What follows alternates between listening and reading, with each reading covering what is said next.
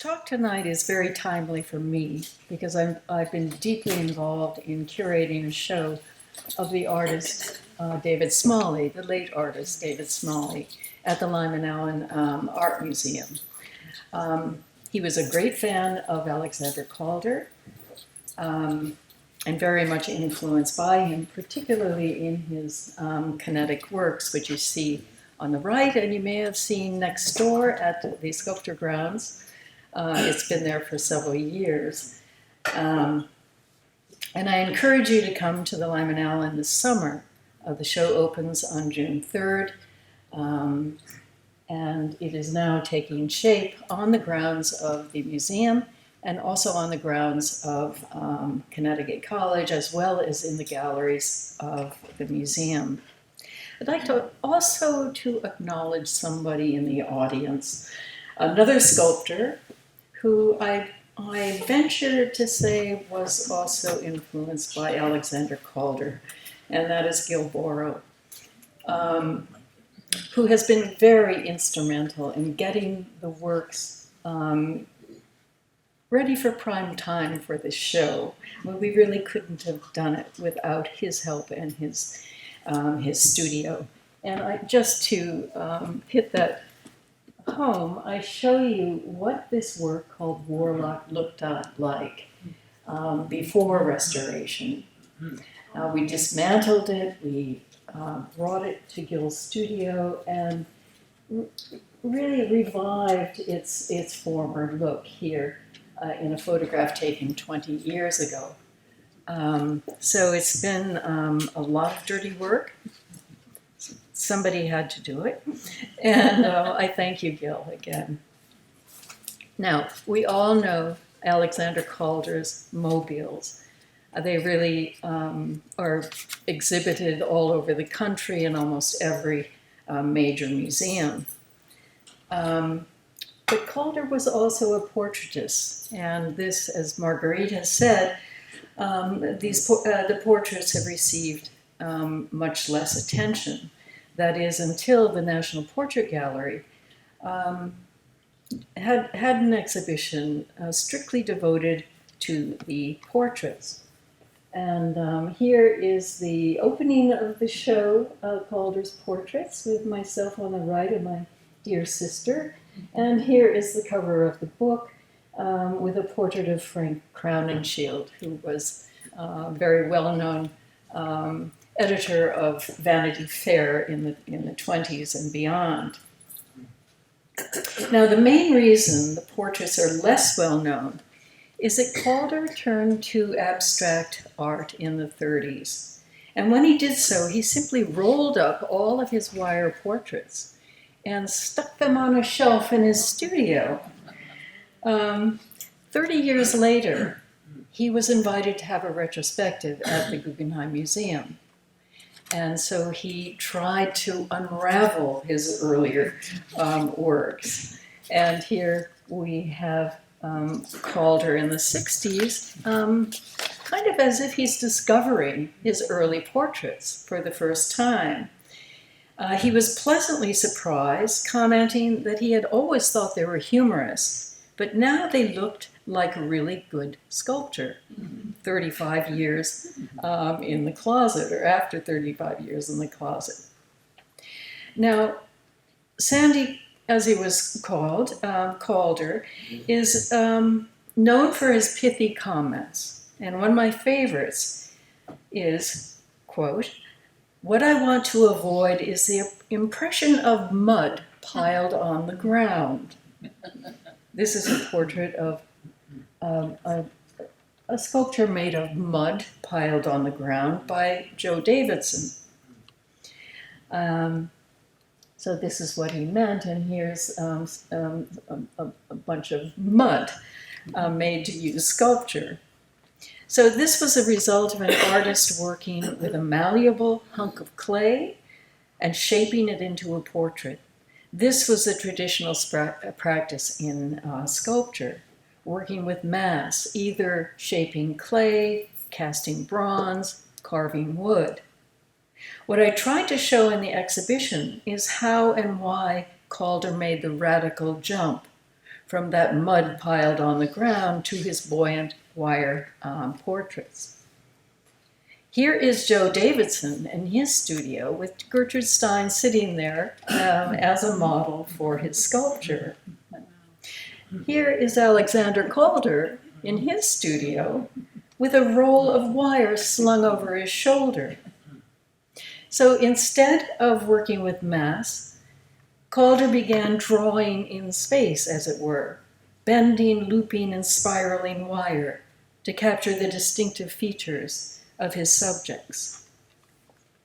This is a wall of sculptures, not from my show, but from a show that concentrated on the years that Calder was working with the circus. And this show was at the Whitney in 2008. And it had a wonderful spread. Many of you may have seen that show. As you entered from the elevator, a whole wall full of sculptures. But the frustration for me is that they didn't do anything with the sculptures. Who are these people? What was their relationship to Calder? So that was my emphasis in the show I did. But you can see some of them sit on pedestals, as you see these works, and some works are hung from the ceiling.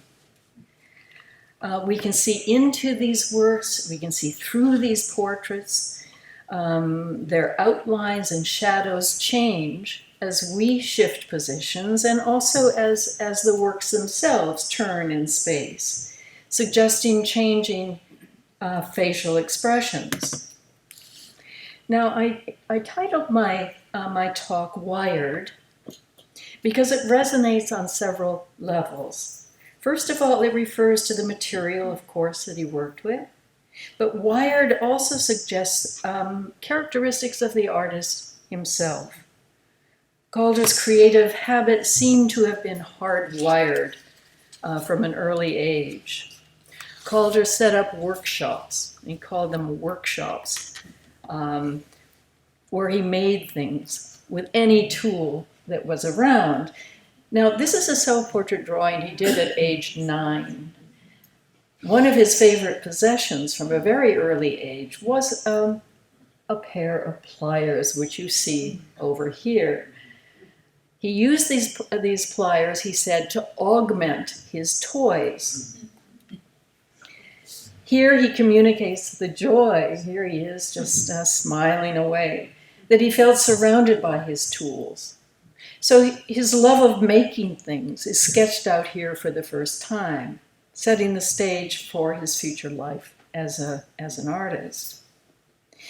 Given his love of tinkering, it's no surprise that Calder's first ambition was to become an engineer, which for a short time he was. Armed with a degree in mechanical engineering from Stevens Institute of Technology, he tried out a series of jobs in the field. But after a few years, he sort of got bored with it and returned to New York to study painting at the Art Students League. And among his teachers were John Sloan and George Lukes, members of the Ashcan School.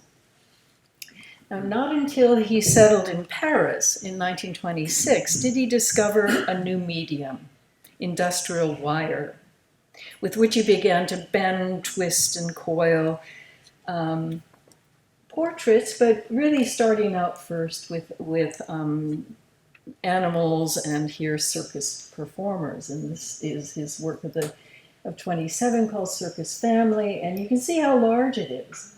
And you can see some of the wire has not been made into the forms yet. So this is his process and a good demonstration of it.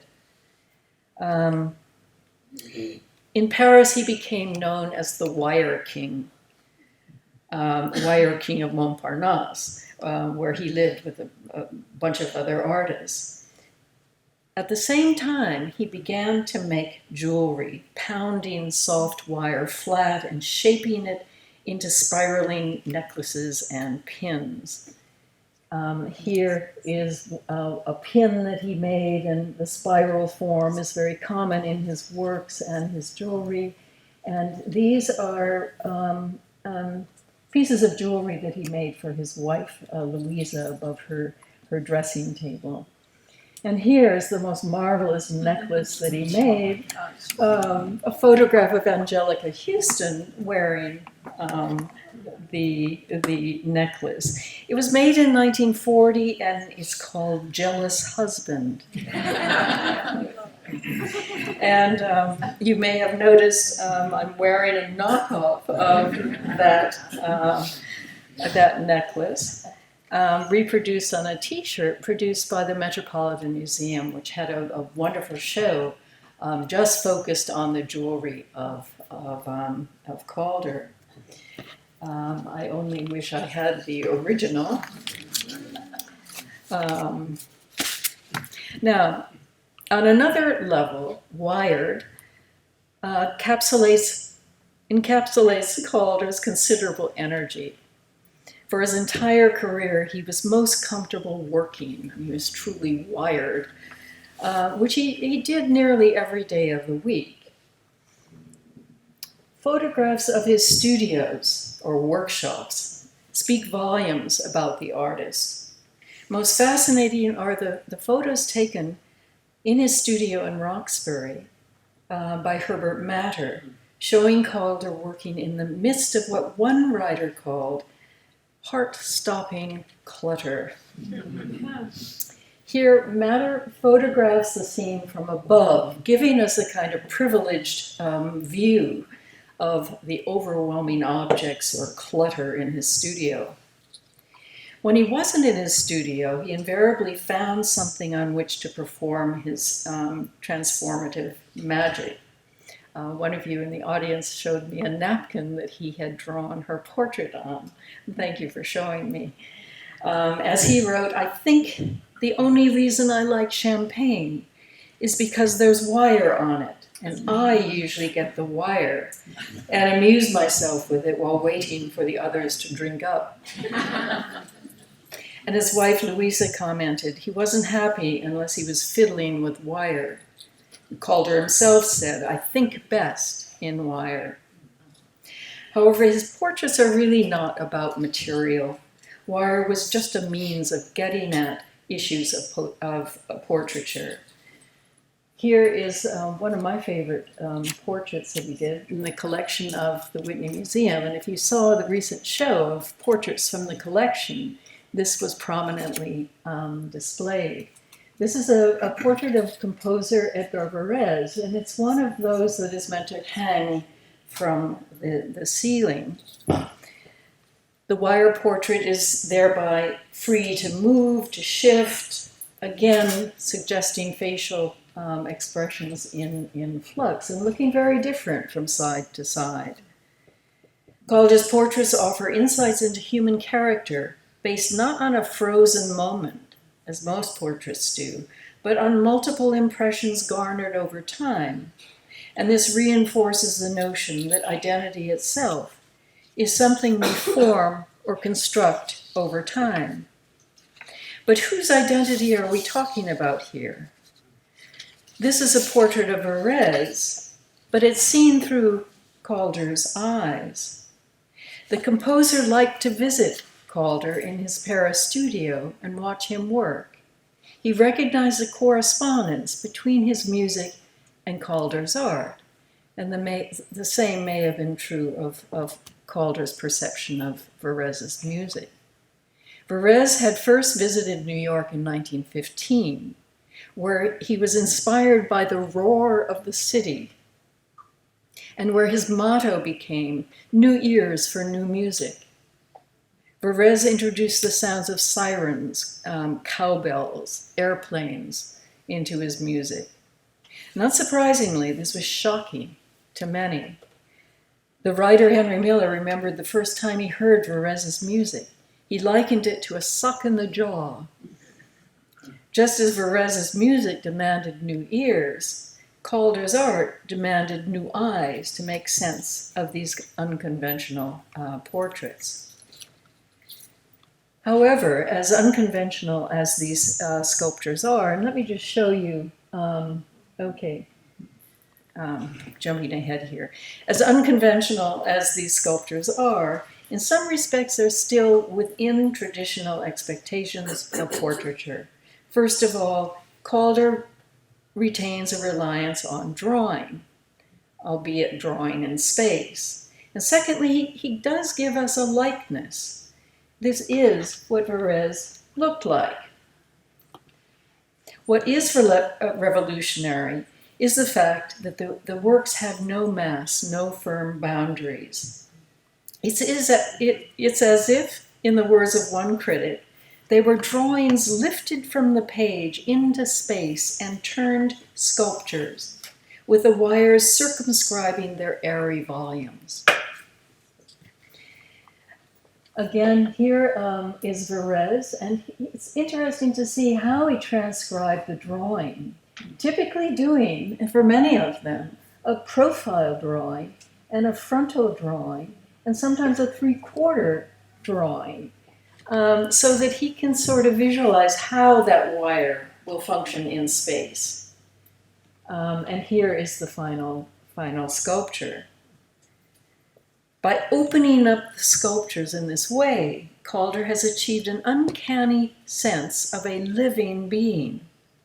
Perhaps this is what a New Yorker reviewer had in mind, and I quote, "He makes a mockery of old-fashioned frozen stone school of sculpture, and comes nearer to life in his creations than do 9/10 of the serious stone cutters."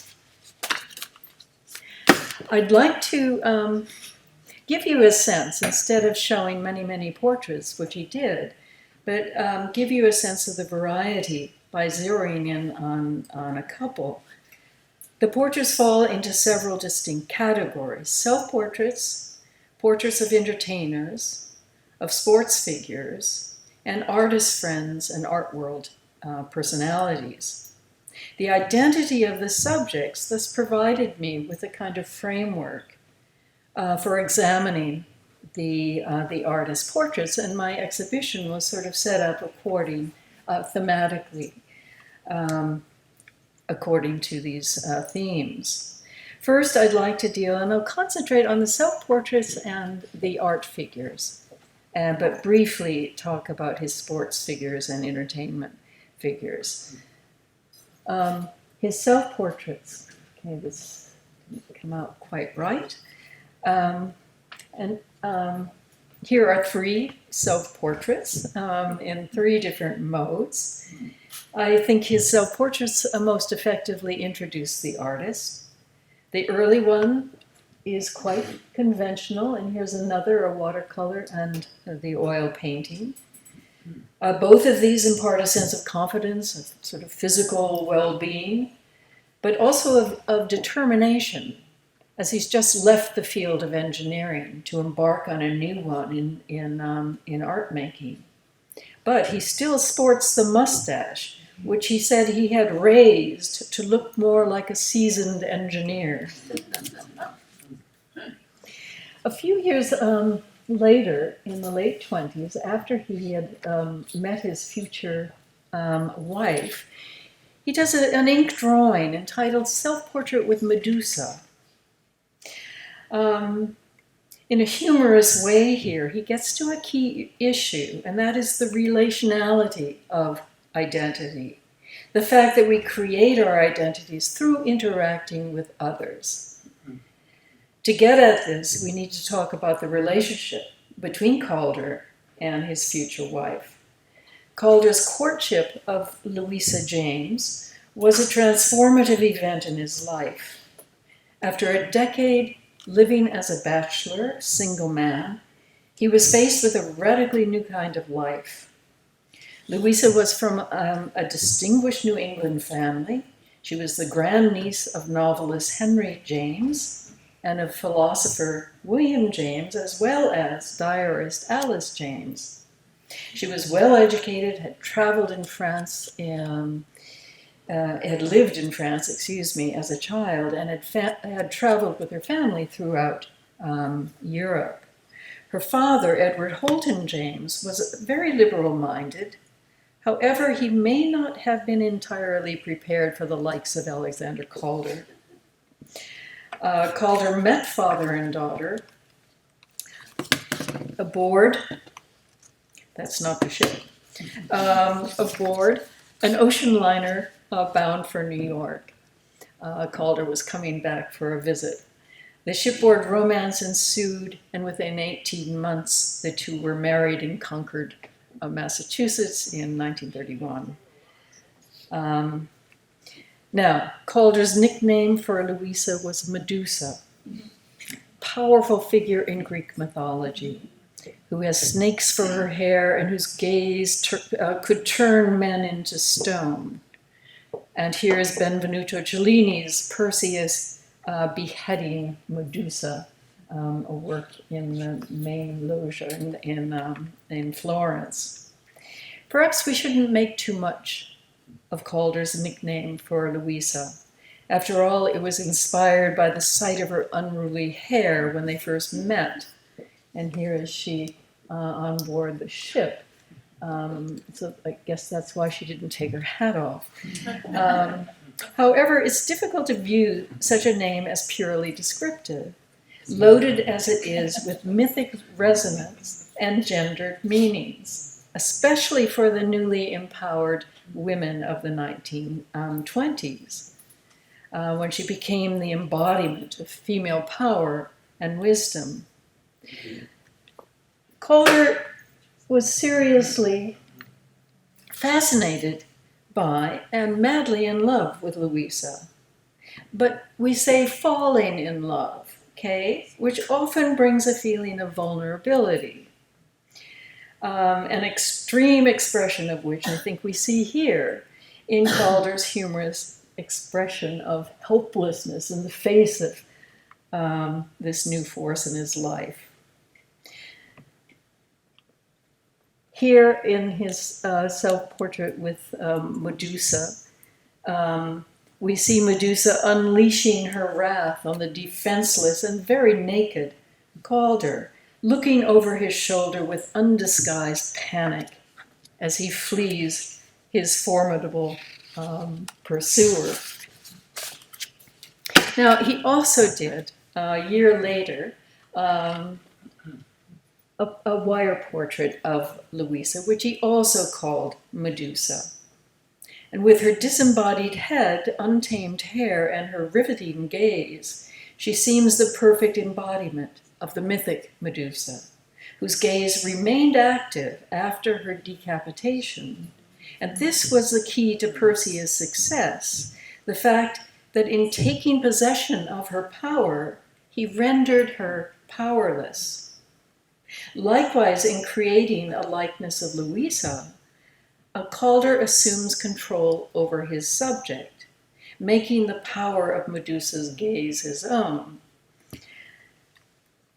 Now, read this way, back to Medusa and Verres, the artist is clearly working through a crisis in his own identity. And it is the unresolved tensions of the resulting narrative, and I think the openness of the wire sculpture, the fact that so much is left out, that makes Calder's portraits so compelling. Now, here is just an image of Medusa and Verres, and you can see the shadows behind, sort of adding to the overall effect of the portrait. Now, the vulnerability we saw in the drawing returns several decades later, but in a much more serious vein. This is a self-portrait he did in 1957. He presents himself very looking unexpectedly for someone like Calder, solemn. We can't help but wonder whether there was a compelling reason, perhaps a crisis in his life that triggered a re-examination of his self. In fact, at this time, Calder was in the early stages of Parkinson's disease. He may not have known it at the time, but he sensed something was wrong. He was beginning to experience a slight loss of artistic facility. And if you look closely at this drawing, I mean, you see a kind of wavering line, you know, in the collar, in the chin, and you know, in the eyes. And possibly this is a sign. The donors who gave this work to the National Portrait Gallery, it is in their collection, had thought it was earlier. But the artist's grandson, who runs the foundation, said no, because he's already showing signs of the Parkinson's. So it really has to be later.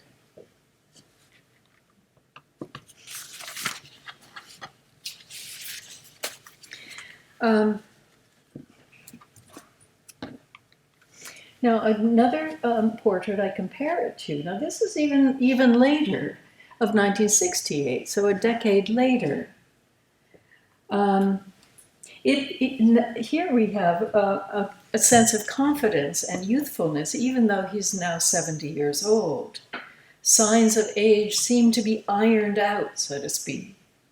In part, I think this is a function of making a portrait with wire. You know, you don't get the wobbliness that you get in a pencil drawing. This portrait on the right was originally thought to be a pendant of the Louisa, and they work quite well together.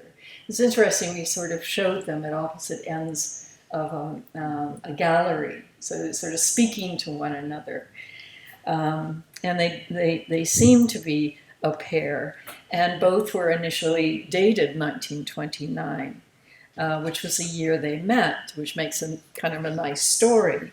However, in the process of researching the work, we discovered a series of photographs taken in 1968, documenting precisely the making of this work and confirming the later date. These were done by a photographer named Guillaume Milly, a Life magazine photographer, who took 10 photos of Calder in his studio in Sachet, France. And I think these offer a fascinating window into the entire evolution of the work. Calder periodically looks up at the mirror, sort of grimacing and squinting, as he tests his work in progress with what he sees in the mirror. Calder's and I think I have, oh yes, okay, so here's the final portrait, and here he's sort of facing off, not quite finished with the portrait. Now, very briefly, I'd like to talk a little bit about his portraits of entertainers. And this area provided the second focus of the book and also of the exhibition. Here we have Josephine Baker. You'll recognize him as Jimmy Durante. And this is Kiki of Montparnasse, an entertainer in Paris at the time.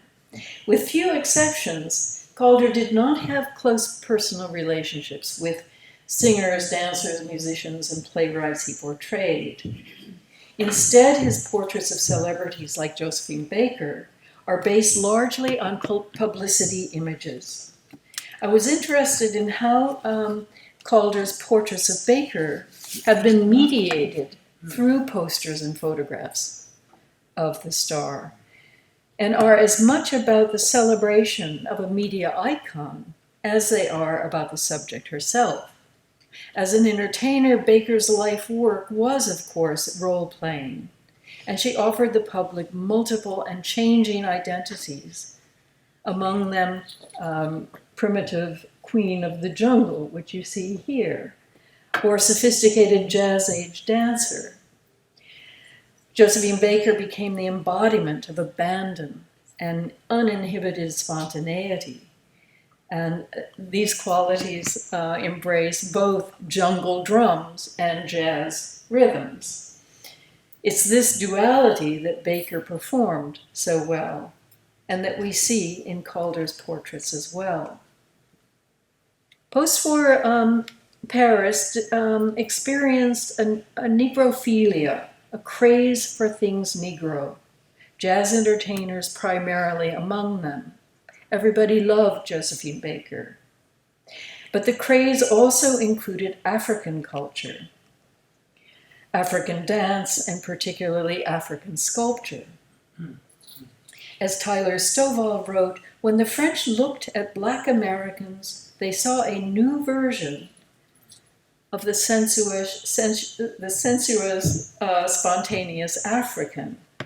Well, Josephine Baker came from East St. Louis. I mean, what did she know about Africa? Or French colonialism, for that matter. So she arrives from St. Louis in 1926, but she sees what's happening with this negrophilia in Paris. And she was quick to capitalize on the popular association of the Black body with primitivism, and particularly with tribal artifacts. Critics were also quick to pick up on this. The New Yorker, Janet Flanner, described Baker as an unforgettable female ebony statue.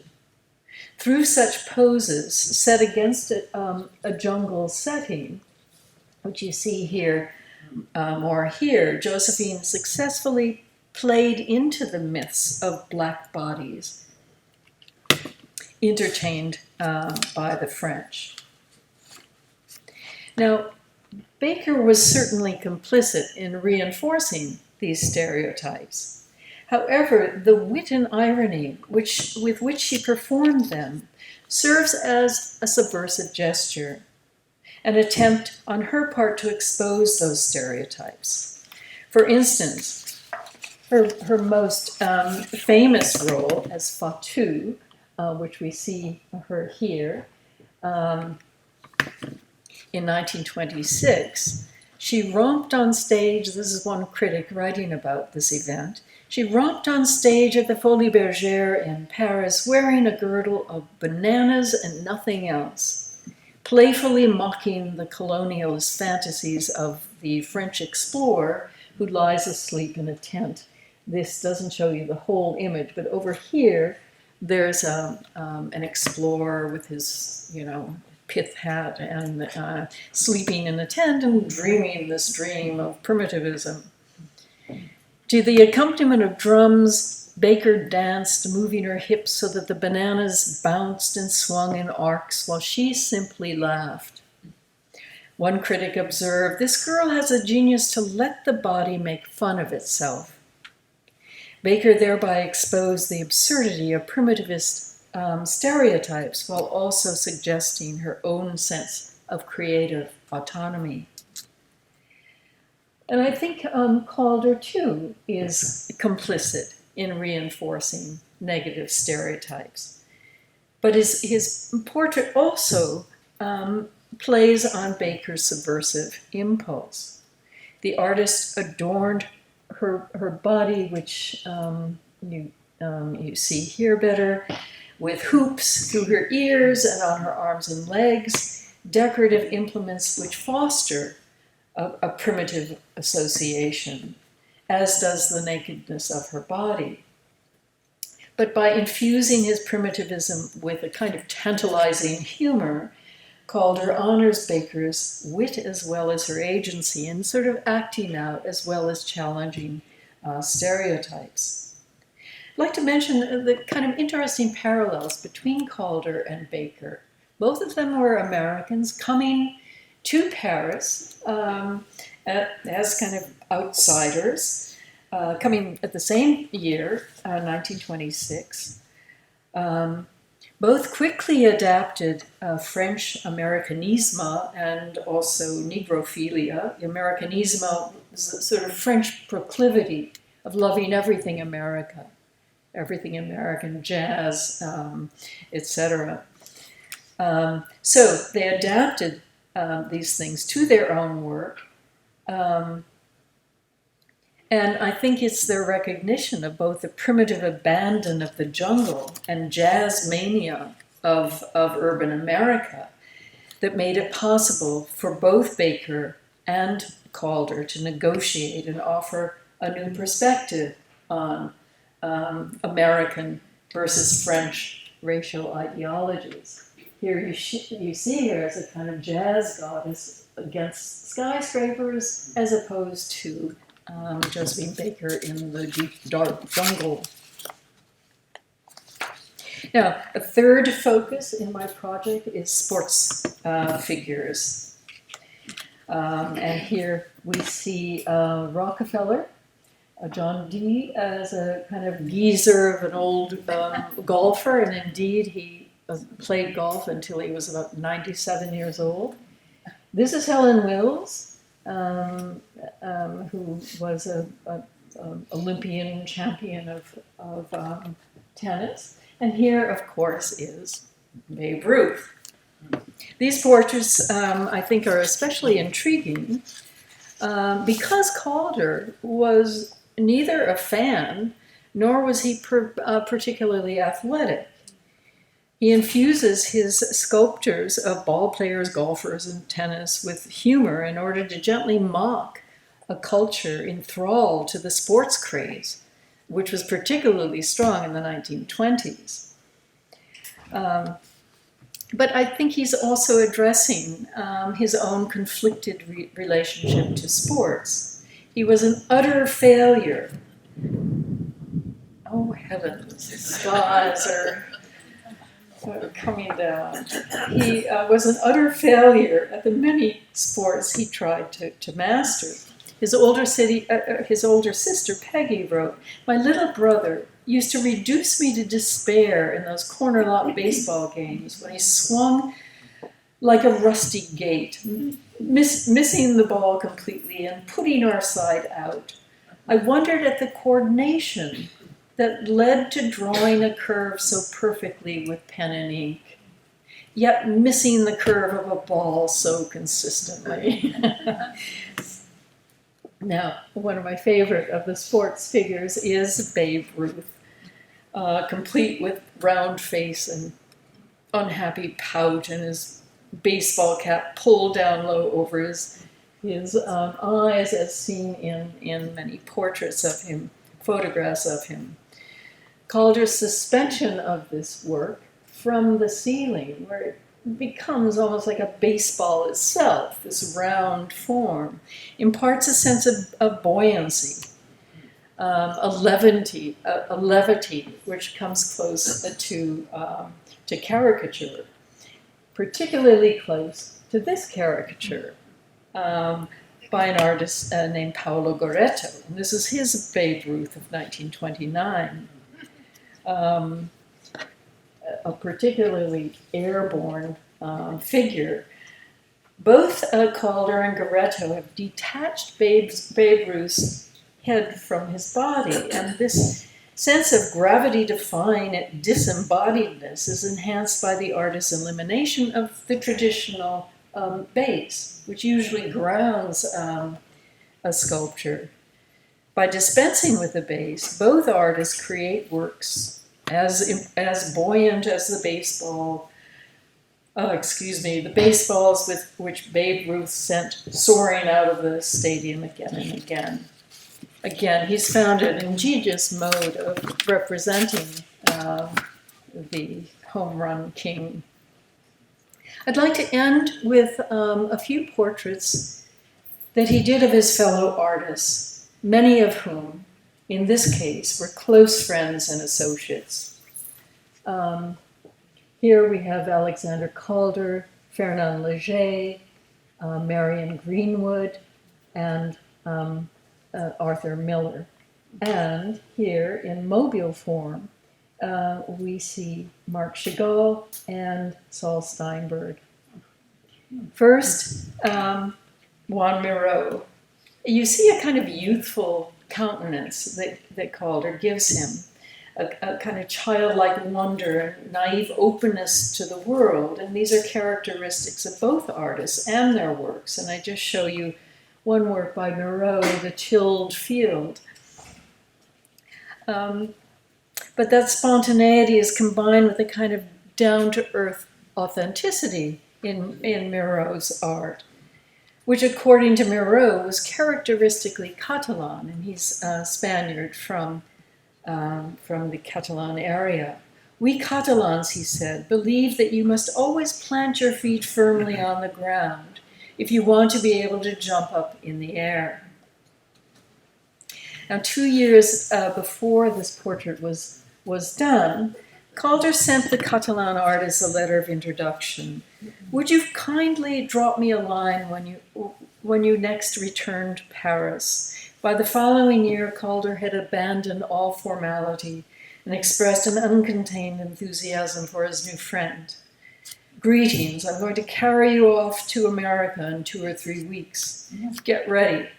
I think this message invokes an image, a very incongruous image, of Calder, a big bear of a man, carrying the diminutive Miraut off to America.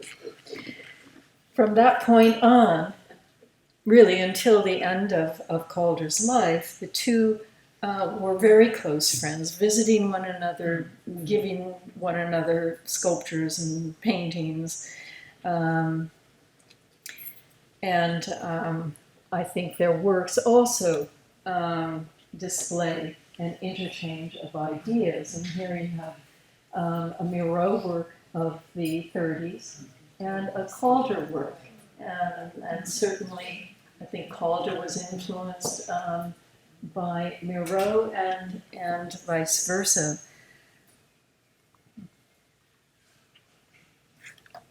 Now, in the case of Miraut, I think you sense a kind of rapport and admiration and love, drawing towards that wire figure. However, portraiture for Calder can also verge on caricature, which I think you see with more sort of ambiguous feelings. And this portrait of Marion Greenwood, I think, is a case in point. The two artists had met in John Sloane's classes at the Art Students League in New York in the teens. And at that point, Marion Greenwood was a kind of teenage prodigy. And Calder was in his early 20s. He had just returned to New York to study. The two reestablished contact in the late 20s in Paris, where they found themselves drawing, next to one another in drawing classes in Montparnasse. Here, Calder exaggerates Greenwood's distinctive figure, her toothy grin and wide eyes, something that is known from photographs of her in her own self-portrait here. But it doesn't seem that he wants to flatter her, even though she was a quite lovely girl, especially in comparison to a much more flattering portrait of her by Isamu Noguchi on the right of about the same time. Viewing these two works in tandem, I think offers insights into both of the artist's relationship with the sitter. Noguchi had an amorous relationship with Greenwood at the time, and likely placed the artist on a pedestal, quite literally here.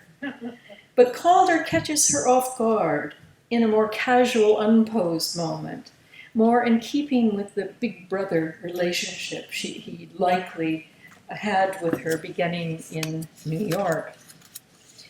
And I think more in line with his comic sensibility.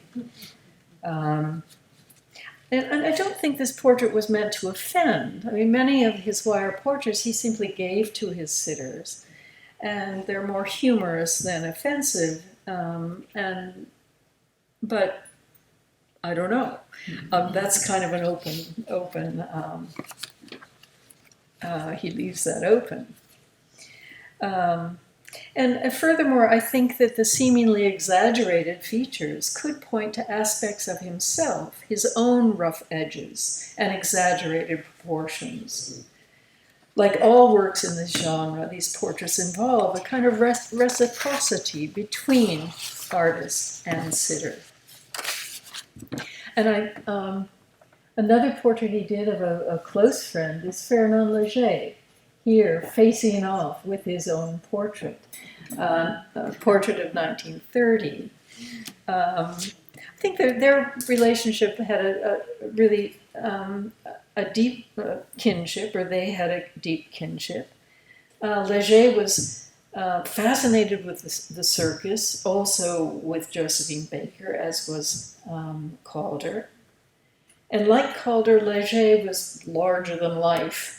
He had a hearty appetite for food and life and for friends. Léger also introduced Calder to a number of artists, a number of abstract artists in Paris, including the Dutchman. It's just another shot of Léger, his great mustache, including the Dutchman Piet Mondrian, whose studio Calder visited in Montparnasse. Calder writes, "It was a very exciting room. There were experimental stunts with colored rectangles of cardboard tacked on the wall." Realizing that Mondrian was working towards what Mondrian called dynamic equilibrium, which is kind of tenuous balance between forms, which are sort of on the edge of movement. Calder recommended, he suggested to Mondrian that perhaps it would be fun to make these rectangles oscillate. But Mondrian responded rather gruffly, "No, it is not necessary. My painting is already very fast." But nonetheless, this encounter really sparked a transformation in his work towards abstraction. And in the 1930s, he, and this happens to be a work from the 40s, Cascading Flowers, he turned to abstraction. And that's when he sort of packed, most of his portraits away. But then in the 40s, he began to see the potential of combining the mobiles and portraiture, or infusing the mobiles with portrait ideas. One catalyst for his return to portraiture was the influx of emigres into this country during World War II. The Calders had left Paris in 1933, sensing the growing instability there, and they had settled in Roxbury, Connecticut. And Calder's presence there acted as a kind of magnet for refugees, and his home became a refuge for artists, including Léger, and here André Breton. And here is his sort of mask-like portrait of Masson. Did I say Breton? Oh, Masson. And another portrait, now in the form of a mobile, by Marc Chagall, Hommage à Chagall of 1942. This unconventional portrait of his friend takes the form of a mobile with free-floating biomorphic forms and delicate balance. The image is an old color image in a collection in France. We were not able to get this work, not even able to locate it, to ask to borrow it, unfortunately. So we just have this this image of it. I think such an homage draws the viewer into the world of Chagall's paintings, a world in which farm animals float lazily above peasant villages, as you can see here. He's looking back to his native Belarus village. Here Calder borrows the goat from Chagall's fantastical world. And notice in the the mobile, this sort of wisp of a beard on the goat, which is wired to the chin. And notice how all four feet are sort of flayed as he sort of soars over the villages in Chagall's imagination. So while the mobile form is a product of Calder's imagination, that dangling goat is Chagall's, a sign of his belief in the kind of harmony of the human and animal world. Seeing his friend Chagall as a goat really brought Calder back to his own enjoyment in circus animals and all sorts of critters that populate Calder's art world. Here's a couple of critters here. This one having just left a poop on the ground.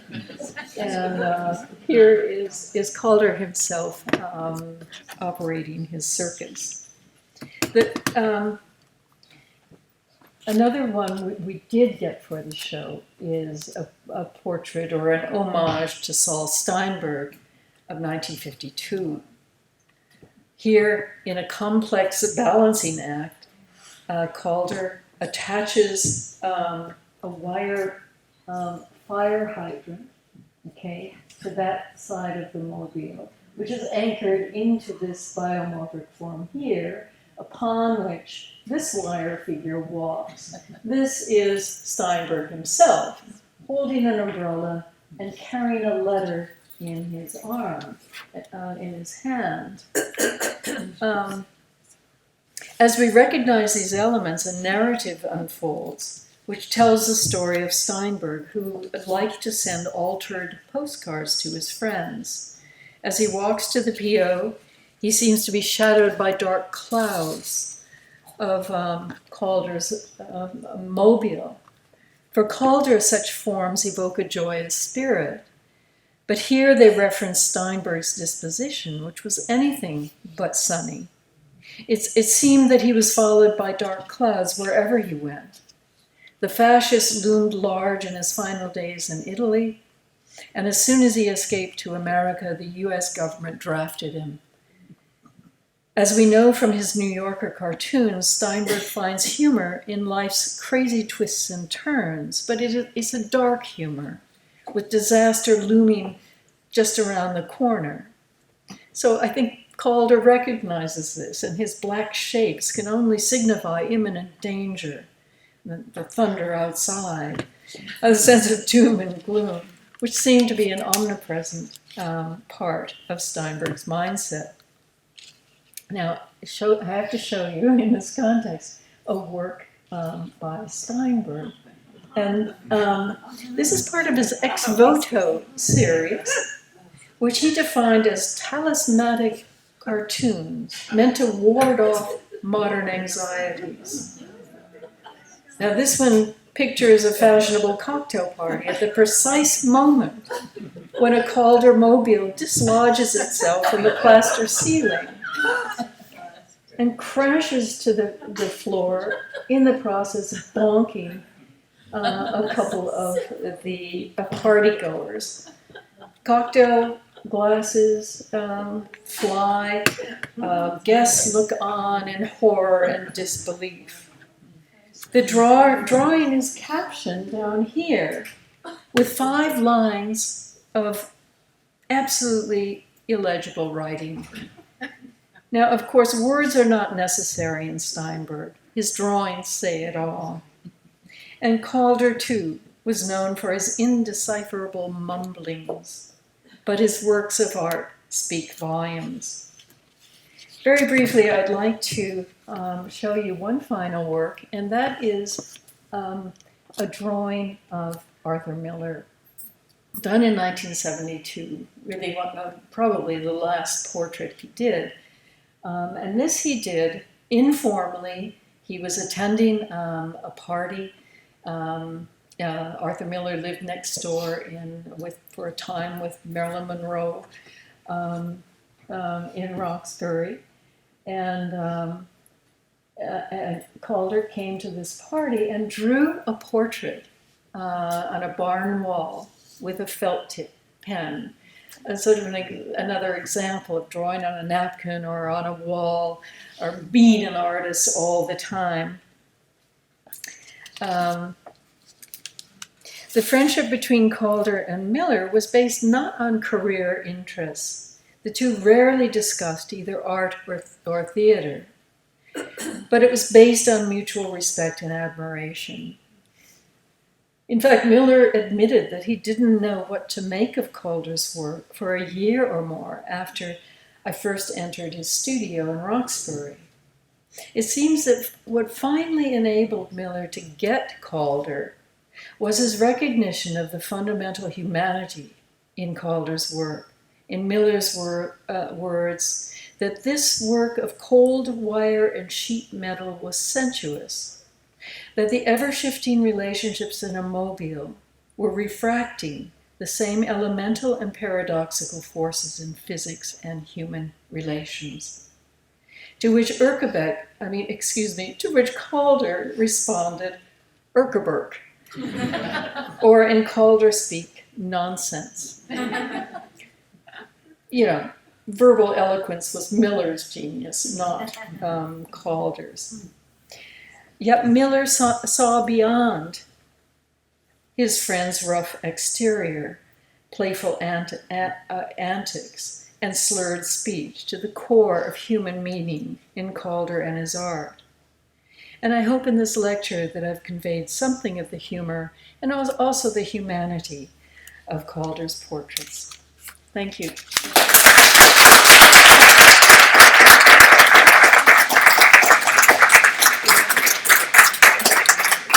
Thank you very much, Barbara. I think we've got time for a question or two. Do you have any? Randy. Is there evidence that he cared about drawing? Did he give them as gifts? Did he work them over? Did he make sure that they were matted and framed? Or were they really just thoroughly casual? Thoroughly casual. Yeah. But to answer your question, he was very serious about drawing. And his studies with John Sloan, in particular, were very important in terms of getting that impression.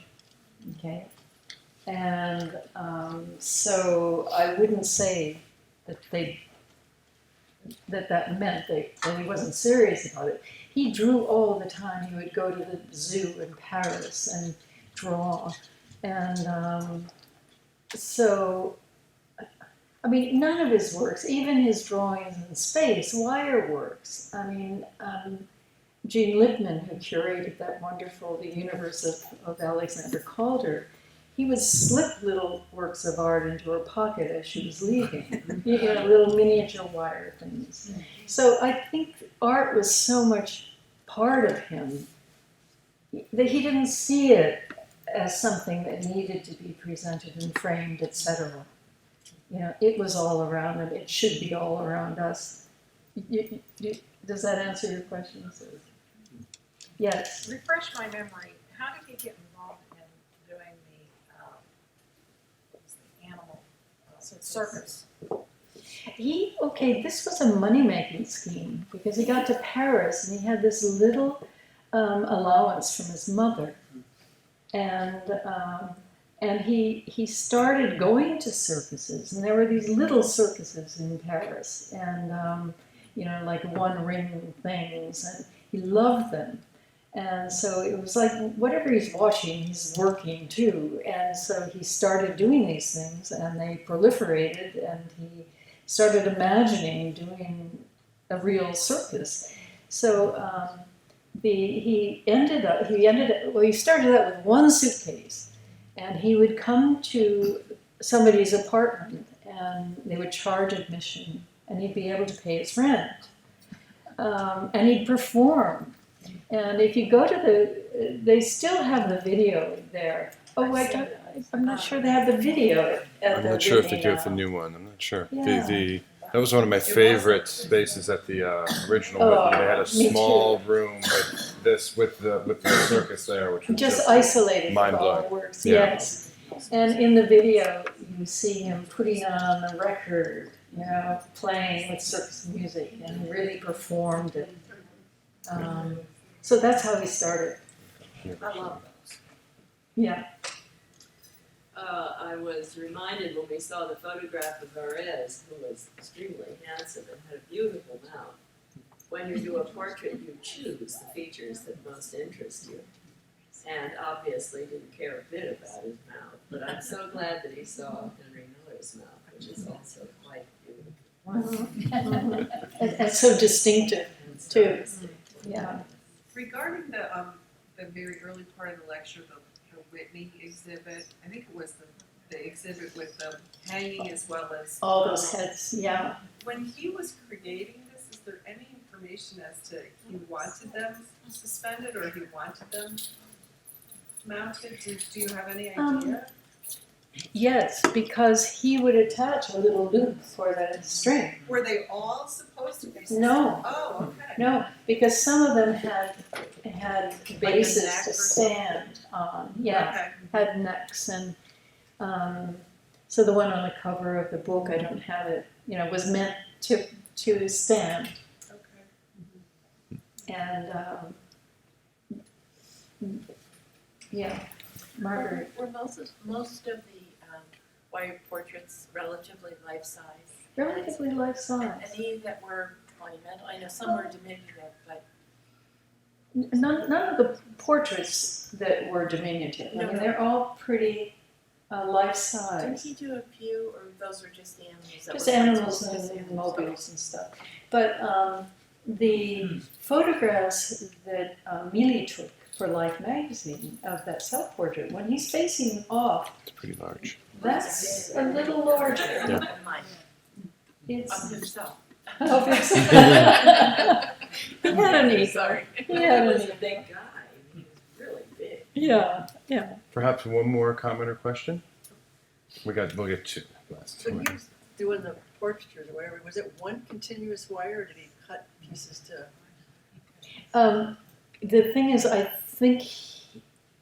think there are instances of one wire, but usually there are more than one. Like the mustache of Leger, he'd add that, and so it was fascinating for me to sort of see, okay, where is this one or is this? Yeah, that's what I was trying to figure out. Yeah. Yeah, I was wondering the same thing, and I've been following all the lines and is it really one wire or more? This was really extraordinary for me because I met him, and he was, when I was 15, and he was, I can see his personality in his work, which sounds like a banal statement, and might well be, but nonetheless, he was very warm and very humorous. And he loved to trick my mother. He thought she was quite wonderful, and he made a pin for her, which we don't have anymore, alas, which was lost. And I'm going to go to the foundation at your suggestion to see whether they have any news of that. In any case, I would hear he came to several cocktail parties that we had when he came to Berlin. We were living in Berlin, but my stepfather was a foreign service officer, and he created this festival to which and invited Calder. And Calder came to several cocktail parties at our house. And I could hear my mother upstairs saying, "No, Sandy, you don't wear the red shirt." He always had that red flannel shirt. I don't know if you're familiar with that or not. But he did it, and he wore it anyway. And he would laugh, and he just drew everyone around him, and was like a magnet. I suppose that's saying the obvious, but I see that kind of, warmth and humor and embrace, of the world. When we went to the nightclub, where he did this caricature of me, for which I've never forgiven him, of course. A caricature you don't do of a 15-year-old, the 15-year-old is not going to like it. And it was a very rowdy, sort of noisy place, but everybody seemed to, if they didn't know him, they wanted to know him. He sort of created an atmosphere around himself, although he paid virtually no attention to the rest of the people there. And while he was drawing me, and but he created quite a stir. That was just kind of the person he was. Yeah, I think that's why I was so fascinated by his portraits, because you really do see him drawn to other human beings and them to him.